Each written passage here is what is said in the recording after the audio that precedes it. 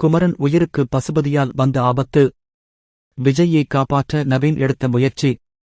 விஜய் டிவியில் ஒளிபரப்பாகி வருகின்ற மகாநதி சீரியலில் வெண்ணிலவின் மாமாவை கண்டுபிடித்து கூட்டிட்டு வர வேண்டுமென்று குமரன் திண்டுக்கலுக்கு போனார்.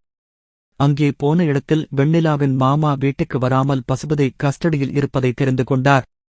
உடனே வெண்ணிலாவின் அத்தையை வைத்து மாமாவுக்கு போன் பண்ணியிருக்கும் இடத்தை குமரன் நைசாக வாங்கிவிட்டார். அந்த வகையில் வெண்ணிலாவின் மாமா இருக்கும் இடத்தை நவீனுக்கு போன் பண்ணி சொல்லிவிடுகிறார்.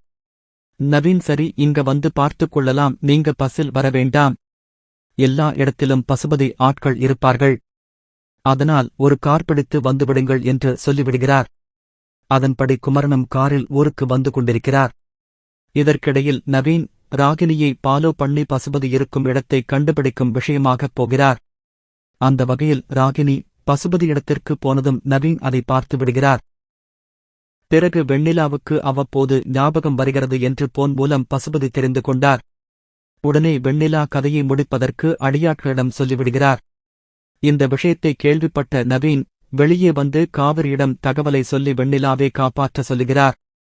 அடுத்ததாக குமரன் காரில் வரும் பொழுது பசுபதி ஆட்கள் குமரனை பிடித்து விடுகிறார்கள்.